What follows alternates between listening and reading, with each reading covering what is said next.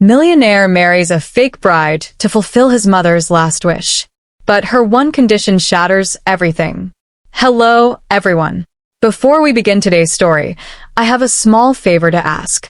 Please hit subscribe and turn on the notification bell so you never miss our channel's new videos. IT is quick, free, and the best way to support us in bringing you more dramatic stories. Your support truly means the world to us. Where are you watching from? Drop your city or country in the comments below. Thank you very much.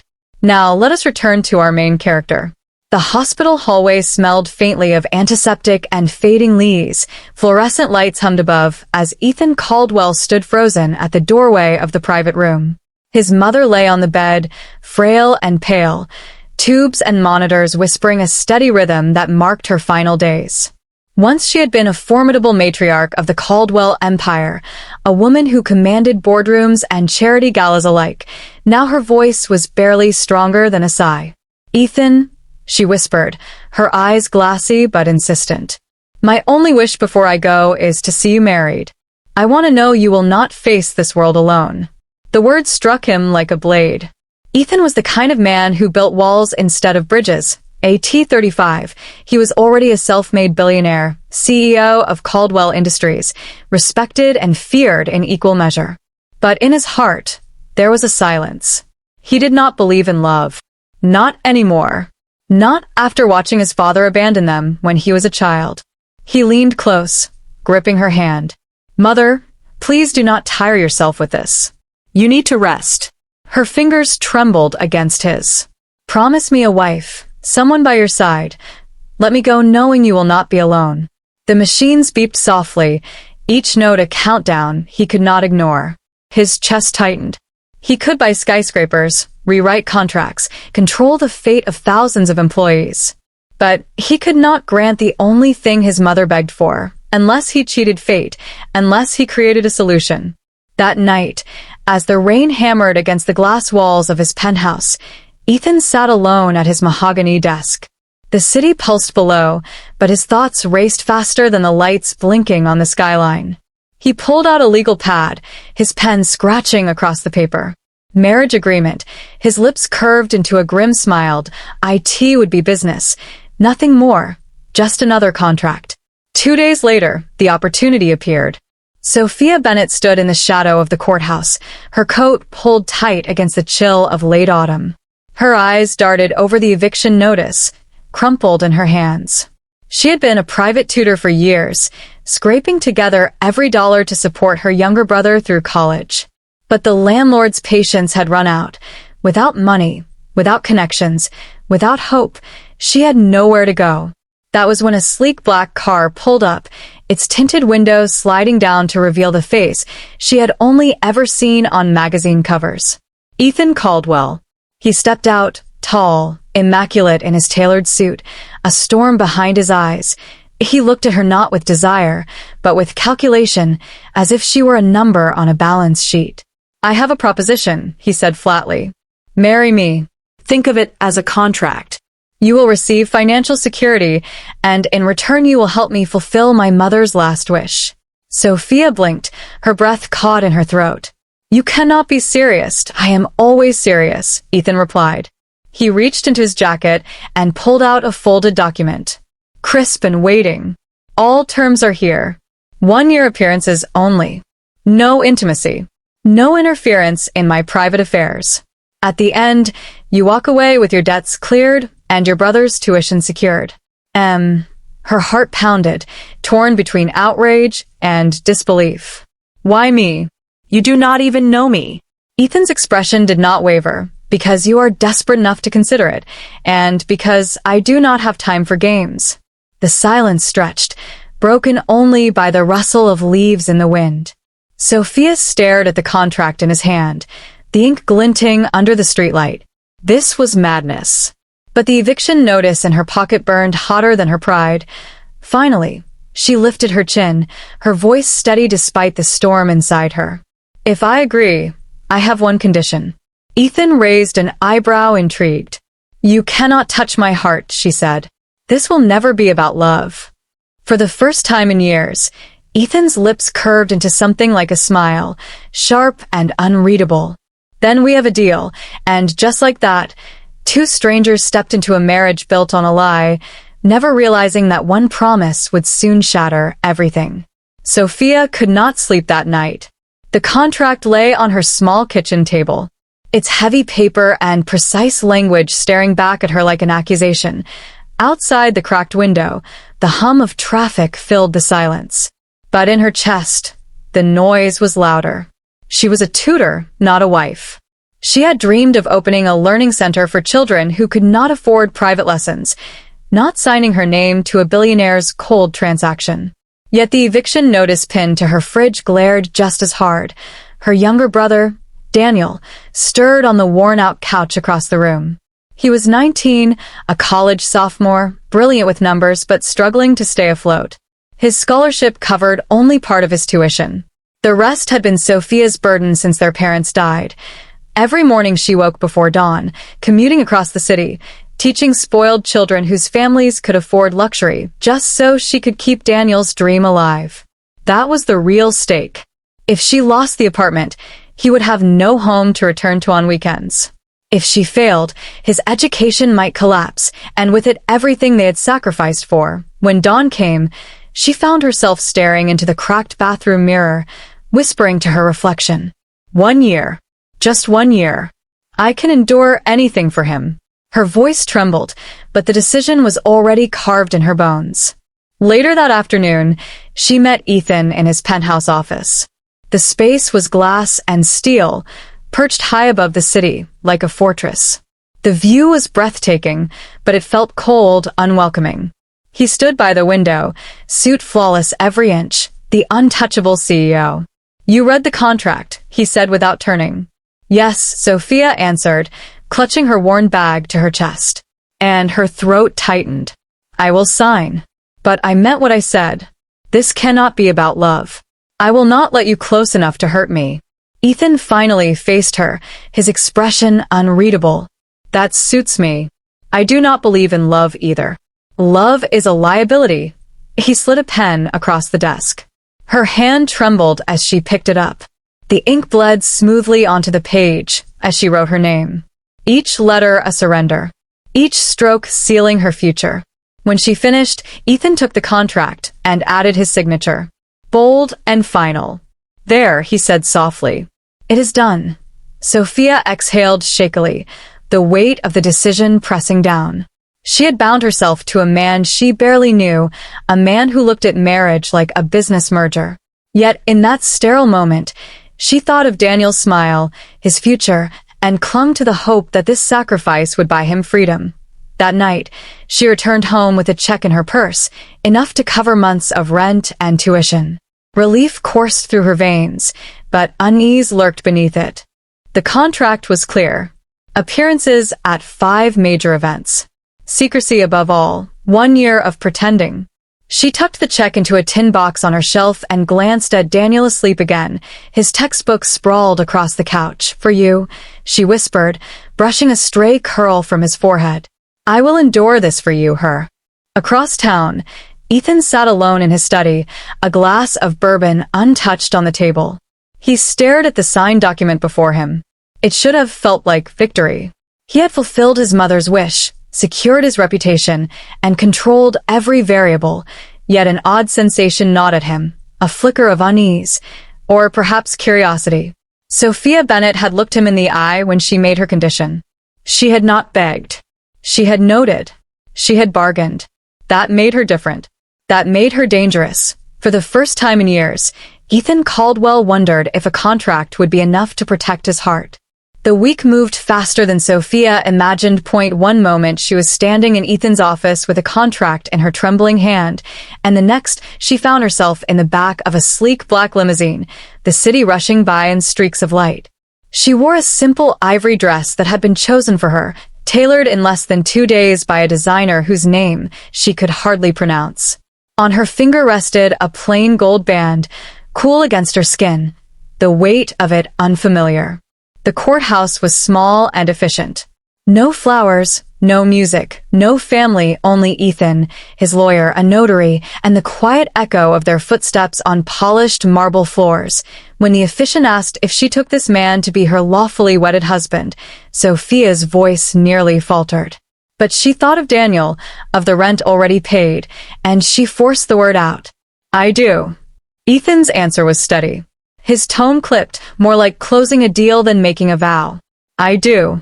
The ceremony was over in minutes, and oh kiss, no applause, only signatures on paper, and a thin smile from the notary who filed their marriage into record. Sophia stood still for a moment, staring at the pen in her hand. She was now the wife of Ethan Caldwell, one of the richest men in the country. Yet she felt no more than a shadow in his vast world. As they walked out of the courthouse, the drizzle of late autumn coated the pavement in silver. The limousine door opened with a quiet hiss, and Ethan gestured for her to step in. Welcome to your new life, Mrs. Caldwell, he said. His tone was polite, almost mocking, as though testing how she would react to the title. She lifted her chin and slid inside, refusing to let him see her uncertainty. The ride up to his estate was silent, the car gliding past iron gates and manicured lawns that seemed to stretch endlessly. When they stopped, Sophia stepped out and looked up at the mansion looming above. The building could have been mistaken for a museum. Its stone façade lit by golden lamps, towering columns reaching for the sky. It was breathtaking, but it was also cold, a fortress of wealth that felt more like a cage than a home. Inside, the foyer was vast with marble floors and chandeliers that glimmered like frozen stars. Staff members appeared silently, taking her coat, carrying her small suitcase, bowing their heads respectfully. Sophia's stomach tightened. She was not a guest. She was not family. She was something in between, an actress in a role she had not rehearsed. Ethan's voice cut through the silence. Dinner is at 7. I suggest you get some rest before then. A housekeeper will show you to your room. Her room? Not their room. She followed the housekeeper down a corridor lined with portraits of stern men and elegant women, ancestors who seemed to watch her with suspicion. When the door opened, she stepped into a chamber grander than any hotel suite she had ever imagined. A king-sized bed draped in silk, antique furniture polished to a shine, windows that overlooked sprawling gardens trimmed to perfection. Sophia set her bag down gently, her hands trembling as she touched the edge of the bed. Luxury surrounded her, but all she felt was distance. She had not escaped poverty. She had traded it for isolation in a palace of glass and stone. At 7, she sat at a long dining table, its polished surface gleaming beneath crystal chandeliers. Ethan sat at the other end, dressed immaculately, a glass of red wine in his hand.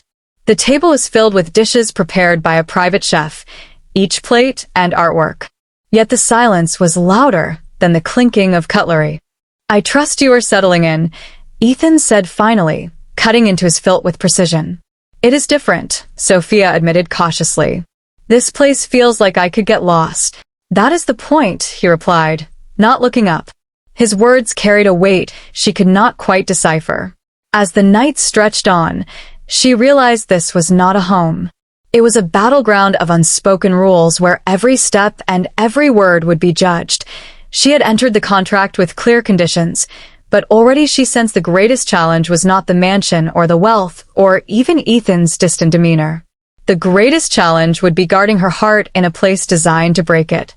The following week unfolded like a whirlwind.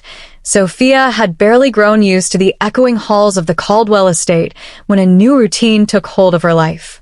Each morning, a stylist arrived with racks of dresses, jewelry cases, and pairs of shoes that gleamed like treasures from another world.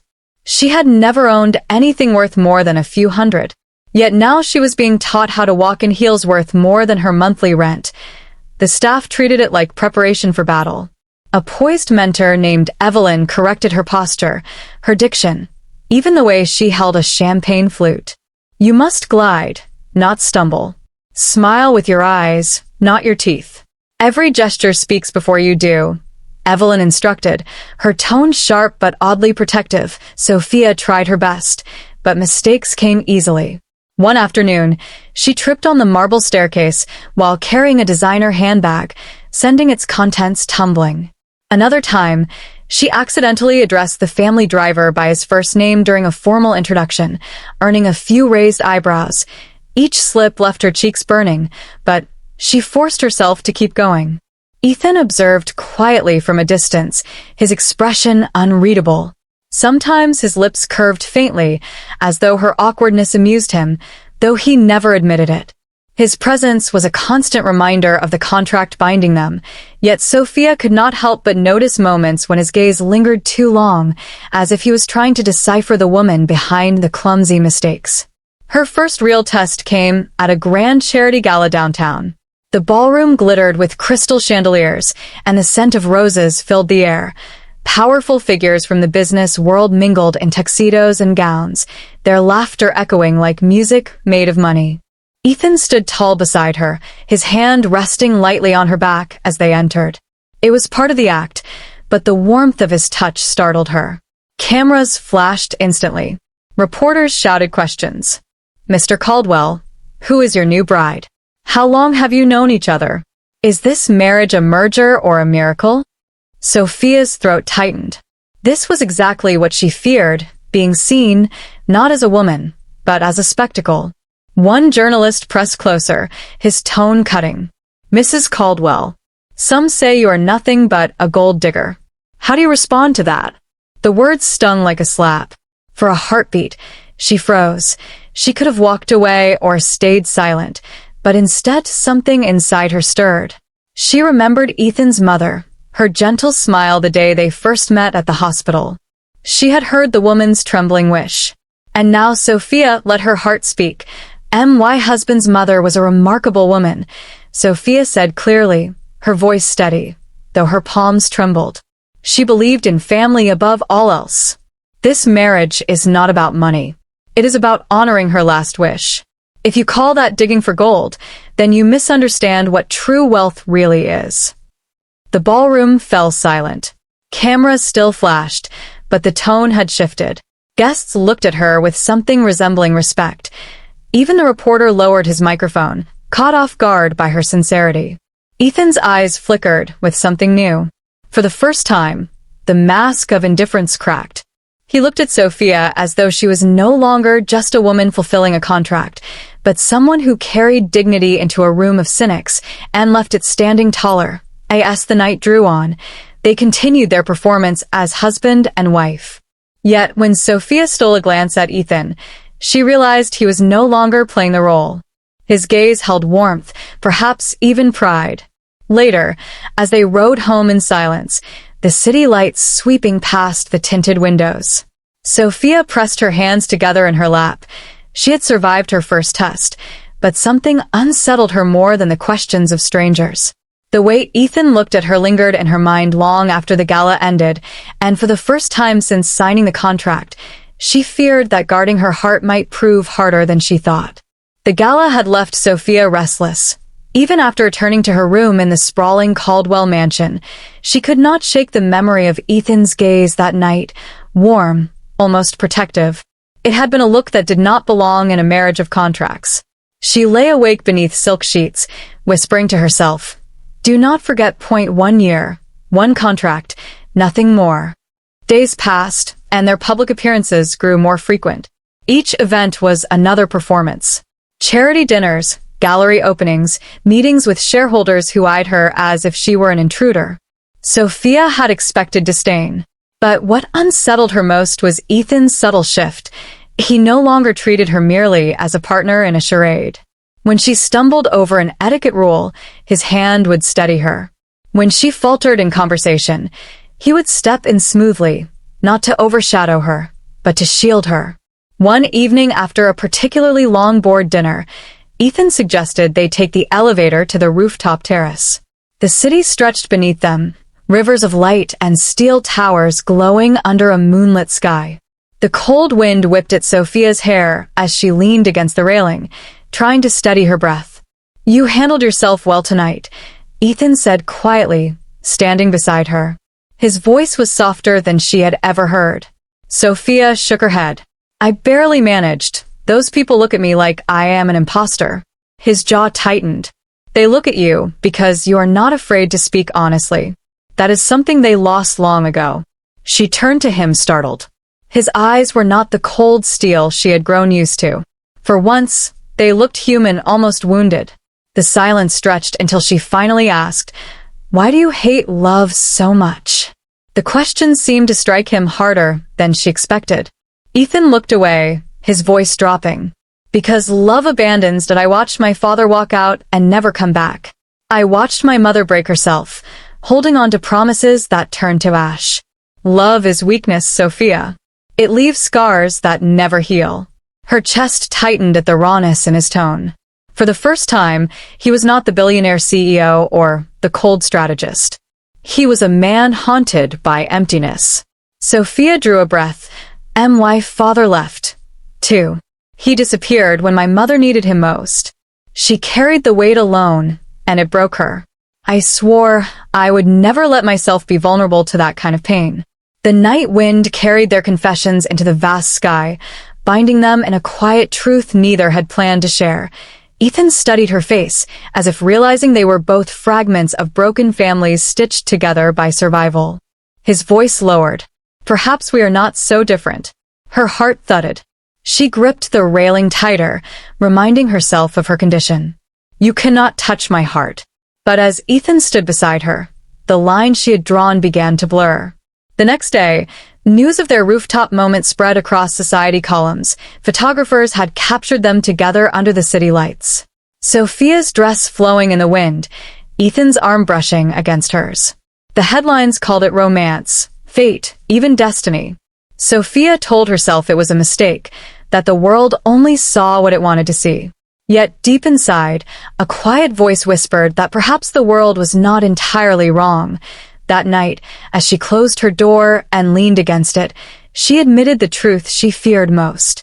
The contract had rules.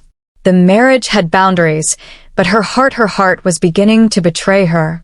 The weeks that followed the rooftop night only deepened the tension Sophia carried inside her. She kept reminding herself of the promise she had made when she signed the contract. No feelings, no attachments, no love. Yet, every shared glance, every moment of unexpected kindness from Ethan made that promise harder to uphold. It was during one of the colder evenings that the fragile balance began to shift. A storm raged outside the Caldwell estate, rain lashing against the tall windows like a warning. Sophia sat in the library surrounded by shelves of books she would never finish when Ethan entered quietly. He had removed his tie, his shirt sleeves rolled to his elbows. For once, he looked less like the untouchable billionaire and more like a man exhausted by battles no one else could see. "You should rest," she said softly, closing the book in her lap. He gave a faint smile that did not quite reach his eyes. "Rest has never come easily to me." Sophia hesitated, then asked the question that had lingered since their rooftop confession. "What do you fear most, Ethan?" The silence that followed was heavy. He finally sat across from her, his gaze fixed on the flames in the fireplace. "I fear being alone," he admitted, his voice low, almost reluctant. "Not the kind of alone where you sit in an empty room. The kind where you are surrounded by people, yet no one truly knows you." Sophia's breath caught. It was the first time he had spoken without the armor of arrogance. She saw in him not the billionaire, not the contract partner, but a man carrying a wound he refused to show the world. "I know that feeling," she whispered. "When my father left, I watched my mother break under the weight of silence. After she passed, I told myself I would never need anyone again. That way, no one could ever leave me." Ethan looked at her then, and for a moment, the walls between them crumbled. His eyes were raw, searching as though he was reaching for something he had long forgotten how to hold. The fire crackled, filling the silence between them. He leaned closer, his voice rough. "Perhaps we made a mistake, Sophia. Not in this arrangement, but in the rules we set. Perhaps it was never possible to keep the heart out of it." Her pulse raced. She wanted to deny it to remind him of her condition, but the words caught in her throat. Instead, she whispered, "Do not say that." But he did not pull back. "I cannot pretend anymore," he said. "Not after seeing the strength you carry, The way you stood before the world at the gala. The way you look after your brother with nothing but sacrifice in your heart. You are not the woman they call a gold digger. You are more real than anyone I have ever known." Tears stung her eyes. She had sworn to herself that she would never let love break her again. Yet here he was breaking her resolve with every word. Before she could answer, thunder cracked outside, shaking the windows. A staff member rushed in, interrupting the moment. "Mr. Caldwell, urgent news. The board is calling an emergency meeting. There are documents circulating claims that your marriage is fraudulent." Sophia froze, her stomach twisting. Ethan's expression hardened instantly, the warmth in his eyes replaced by cold fire. "Who leaked it?" he demanded. The staff member hesitated. "We do not know yet, but the press will have it by morning." Ethan turned to Sophia, his jaw set. "This is an attack. Someone wants to destroy us." Her hands trembled as she realized the truth. The contract had been their shield, but now it was their greatest vulnerability. And in that moment, she understood what was at stake. Was not only Ethan's empire or his reputation, it was the fragile bond forming between them. A bond that had begun as a lie, but was slowly becoming the most dangerous truth either of them had ever faced. The next morning, the storm outside seemed to mirror the storm brewing inside the Caldwell empire. Newspapers hit the stands with bold headlines. "Billionaire's marriage a sham and contract bride or true love." Every article tore at Ethan's reputation, painting Sophia as an opportunist who had traded vows for money. When Sophia walked into the breakfast room, servants fell silent. She felt their stares like needles in her back. On the table lay a dozen tabloids. Ethan's stern face plastered across the front pages beside her own, her heart clenched at the cruel words, "Gold digger, liar, fraud." Ethan entered moments later, his expression carved from stone. He picked up a paper, scanned it, and tossed it aside. "This was deliberate," he said coldly. "Someone planted these stories to undermine me, to challenge the legitimacy of the board's confidence." Sophia swallowed hard. "And me," she whispered. "They want to destroy me, too." His eyes flickered to her, and for a brief moment, his anger softened. "You were never their target. You are only collateral in a war they want to wage against me." Later that day, Ethan faced the board of directors in a room lined with glass walls and sharp voices. Shareholders demanded explanations, questioning his judgment and threatening to revoke powers granted by his mother's will. One man, Ethan's cousin, Richard, leaned forward with a smirk that betrayed his satisfaction. "We all know what this is. You staged a marriage to appease your dying mother and secure her estate. Admit it, Ethan. You lied to your shareholders, and you lied to the world." The words echoed like a gavel. Sophia, seated quietly at the back of the room, felt her cheeks burn. Every instinct pulled her to defend herself. But Ethan raised a hand, silencing the room. "This marriage," he said firmly, "is mine to answer for, not hers. If you want to question motives, you question me, not my wife." Rardo. For a heartbeat, the room stilled.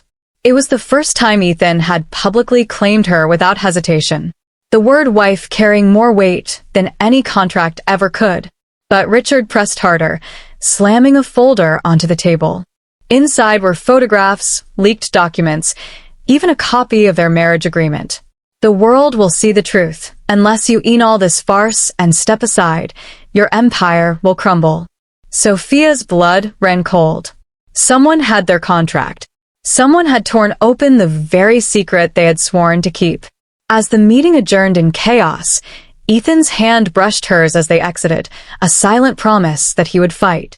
But Sophia knew the damage was done. Her condition had been clear. This marriage would never touch her heart. Yet now, as her name was dragged through mud, and Ethan stood shield-like before her, she felt the fragile walls around her heart begin to collapse, and that terrified her more than any headline ever could. The days after the boardroom clash were the darkest Sophia had known. Everywhere she turned, whispers followed. Headlines questioned her character. Strangers online hurled accusations. And even inside the Caldwell estate, the staff looked at her with suspicion. She had expected judgment when she entered this contract. But she had not expected the weight of public humiliation. One evening, she stood on the balcony outside her room, the city lights glowing faintly through the haze. Her phone buzzed in her hand with messages she could not bear to read. She whispered to herself, "I was a fool to think I could survive this." Behind her, Ethan's voice cut through the silence. "You were not the fool. I was." She turned sharply. He stood in the doorway, his face drawn, his usual armor of control stripped away. "I thought I could keep this simple. A contract, a performance. But I underestimated how ruthless people can be when power is at stake." First, Sophia's eyes stung with unshed tears. "It is more than power now. They want to destroy me. Every cruel word, every headline, it feels like knives. I cannot live in your world, Ethan. I do not belong here." For a moment, silence stretched between them. Then Ethan stepped forward, his voice raw. "You belong more than anyone else. Because unlike them, you have nothing to hide. You have given everything for your brother, for your mother's memory, and still you stand hoed." Her breath caught, but the words only deepened her torment. "We made rules. We agreed that this marriage would never touch our hearts. Yet you stand here asking me to stay when every day feels like I am breaking apart. I cannot keep pretending." Ethan's hand clenched at his side, as if fighting himself. "I am not asking you to pretend.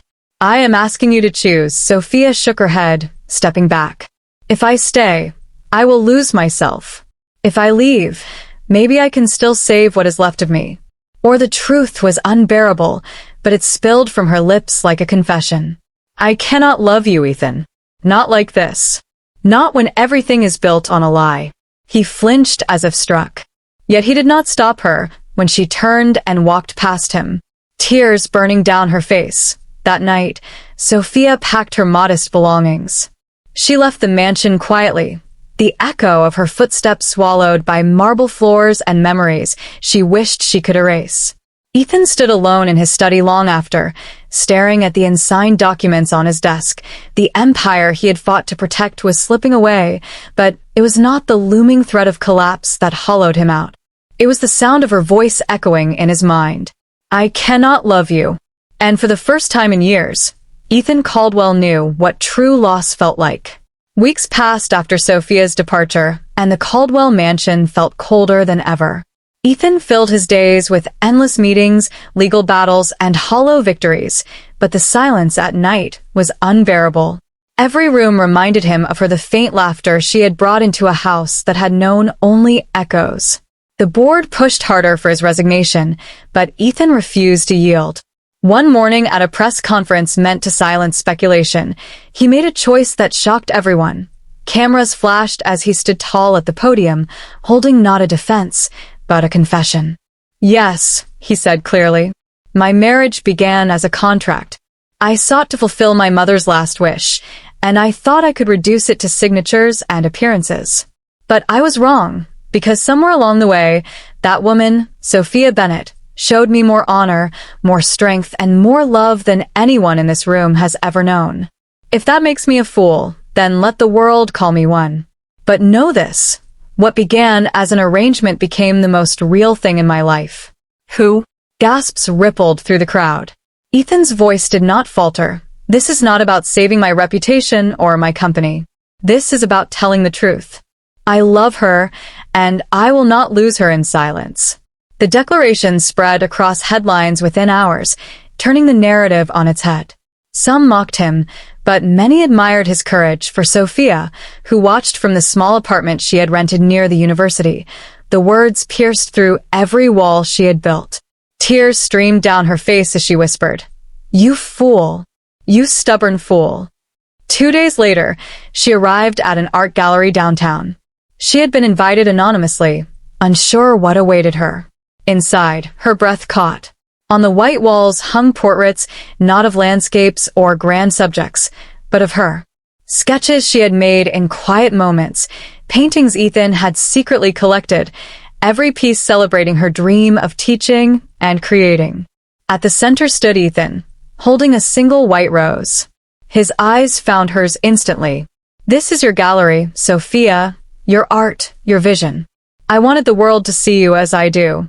She stepped closer, heart racing. Why are you doing this? Because I promised myself I would never lie to you again. No contracts, no conditions, only the truth. I love you, and I will spend the rest of my life proving it if you let me. Silence hung heavy. Then Sophia's lips trembled into a smile, tears glistening. She whispered, "You broke my one condition. You touched my heart." Ethan dropped the rose, falling to one knee, a velvet box opening in his hand. "Then let me break it completely. Will you marry me truly this time?" The room seemed to vanish as she whispered, "Yes." Months later, their wedding was small, held in the garden Ethan's mother had once loved. Sunlight poured through the blossoms, laughter filled the air, and when Ethan kissed his bride, he murmured against her lips, "The best mistake I ever made. One haber." And this time it was not a contract.